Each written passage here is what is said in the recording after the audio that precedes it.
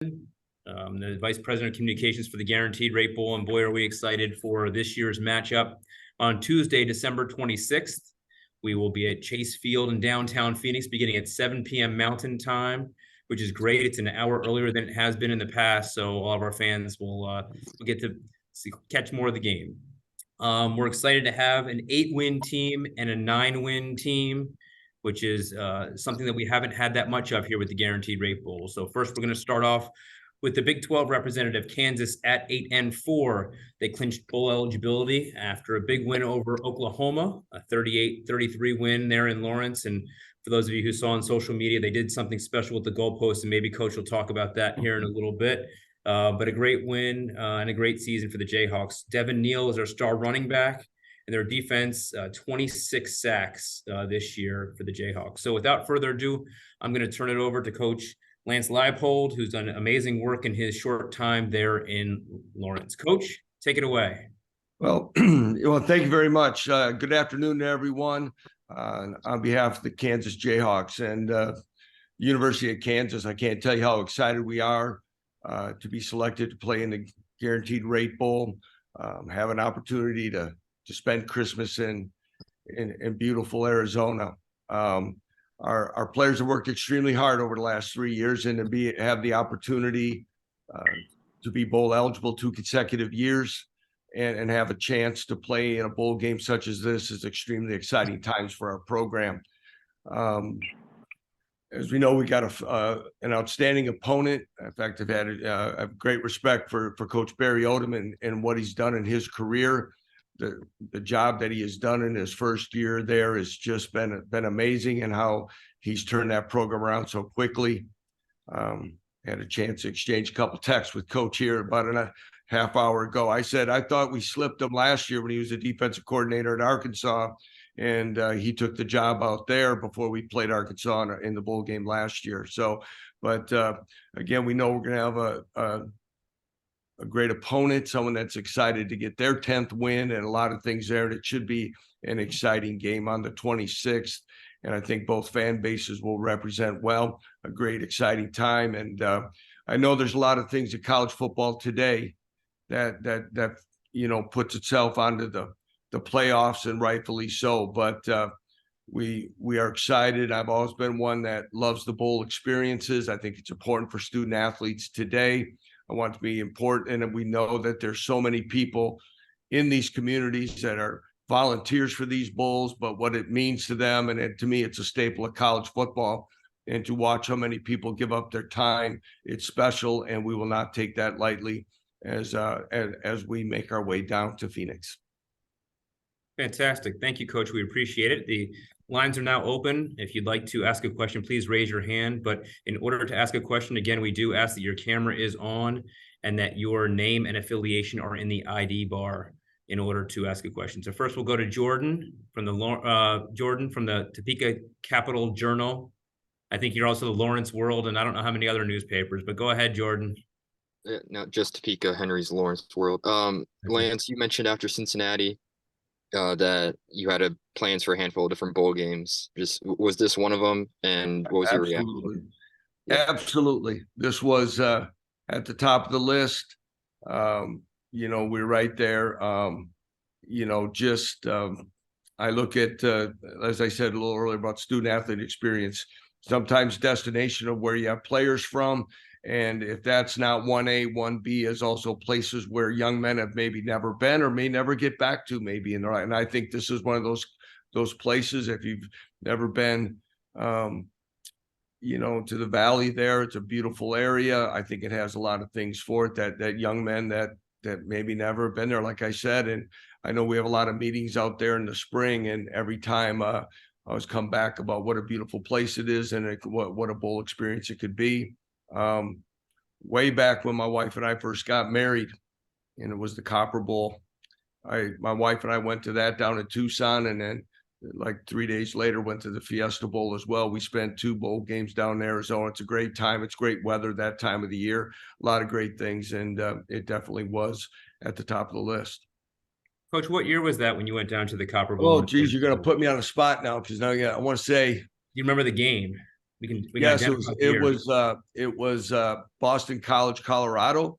I went to this is like boring everybody. We went to that game on I think the 31st, flew to LA and watched Wisconsin and Stanford in the Rose Bowl, and then we watched Nebraska, Tennessee in the Fiesta Bowl.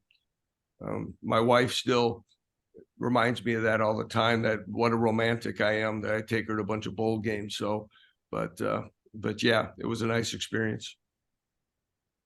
Great. Probably 2001, 2000. It was 2000. Sorry. Anything else, Jordan? Yeah, of course. Lance, obviously outside of bowl game stuff, Andy took the job at Penn State. What was your perspective on that process on trying to keep him? And is Jim going to be calling plays? Yeah, I don't mind answering some of that, but I think for the respect of the bowl game, I think we can get that at another one when we get back together. We're moving forward on that, but to give due respect for everybody on here, I like to keep the questions centered around really where we're moving forward on the bowl. Thank you, Coach. Any other questions from the media out there? Please raise your hand function, and we'll make sure that you get a question asked of you. Michael Swain from 24/7 Sports, you're up. Hey, Lance, I want to ask about making back-to-back bowl games. Just the practices you guys get, how'd you realize how much impact that had last year for this year's team?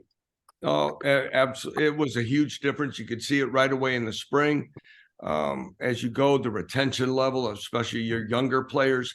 Now, in our 3 short seasons here, 2.5 years, whatever it's been, we have to be smarter because now we've become a little bit more of a veteran team with our starters and some of the guys that have played. So we got to make sure we're watching player load and things like that. But for our younger players, we know it's a long season and go things, but again, as you reformat some of your practices, that extra time of development, and now that the rules give you the opportunity to play some of these guys without it counting, it's awesome, and I'm sure it's going to pay off for us. And I know it's also a busy time for you guys on the recruiting trail. What's kind of the next couple weeks look like for you guys? I'm on a plane in about 25 minutes to a half an hour, hopefully. So I'll try to shorten my answers. But yeah, we're out yesterday. The guys were out Friday. We're going to try to get to as many as we can. We feel good about the committed guys, and then we got to get back and start prepping for the Rebels. So we got a lot of things going, but good things are happening in your program when you're staying this type of busy. Thank you, Coach. Glenn Kinley, you're up.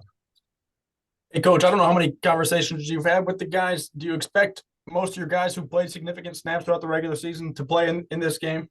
Yes, absolutely. We've not had any discussions there differently. We give them some downtime. I know that's important for everyone. I think these our team, our leaders, care for one another. They care about this team. They know what this does for our program moving forward, what a 9th win would do for Kansas football. There's a lot of things, and though each and every player has to make decisions for their best interests and their futures, I sure hope and expect everyone to be available. That is. Thank you, Coach. Yep. Next up, we'll go to Henry. Lawrence. You alluded to this earlier, just in terms of some of the recruiting you guys have done in Arizona. How does it help you guys to be able to get in front of those people for a game like this? Well, again, brand wise, our football brand has continued to grow here in the last 2 years. Respect is for those that are following college football to see a change in what's happening here in Lawrence. I think the realignment and the additions to the Arizona schools to the Big 12 Conference will also help. So there's a lot of positives that you can have.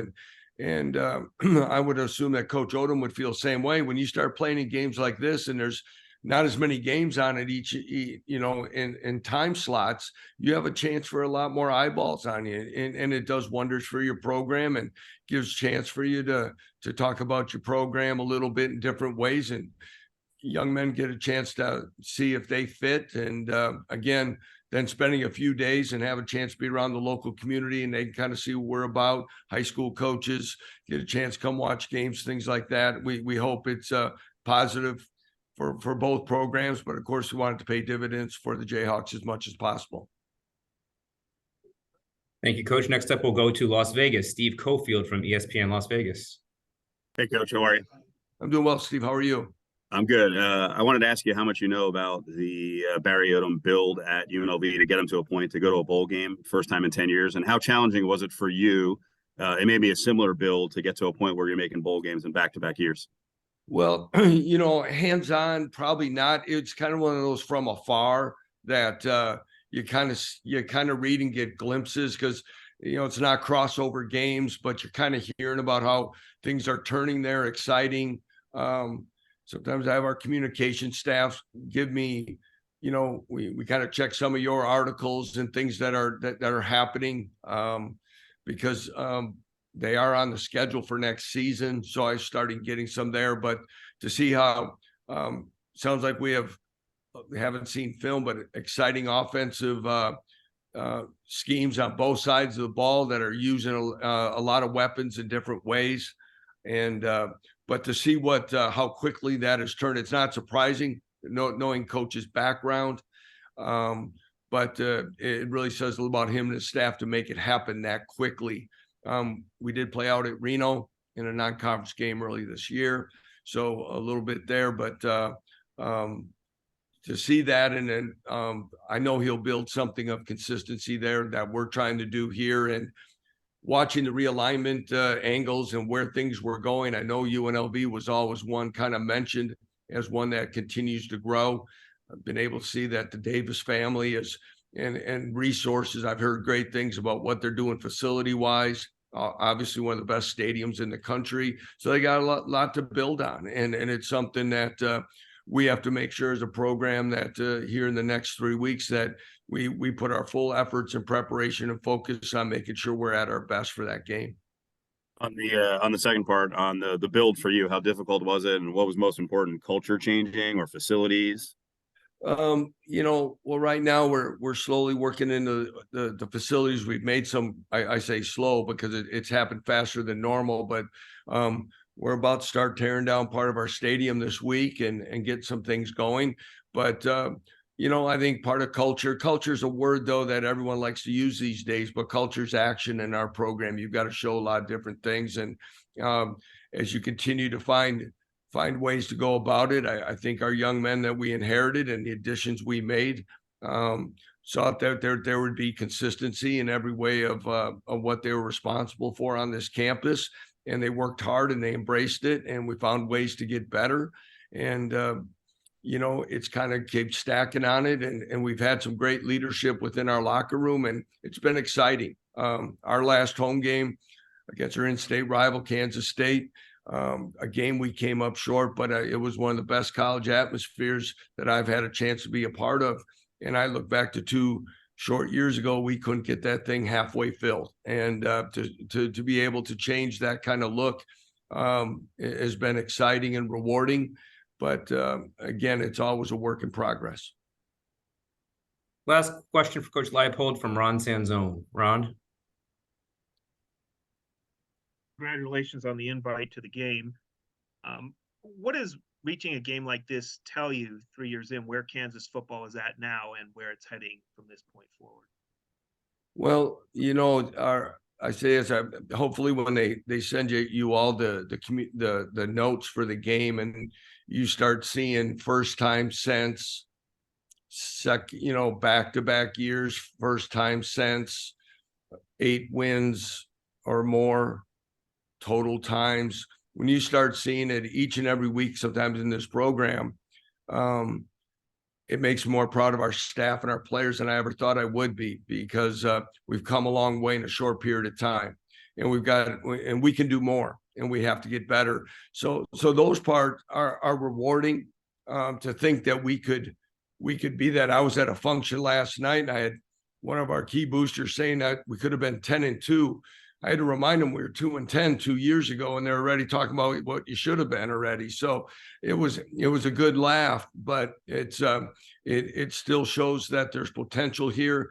We've got things in really great alignment, and a chance to keep building within the bowl system of our conference is truly exciting. And with the new playoff format, even though I said I love the bowls, there's going to be even more opportunities for this program to truly, we keep this nucleus of this team together, and what we have returning, this team can be mentioned in preseason as a conference contender.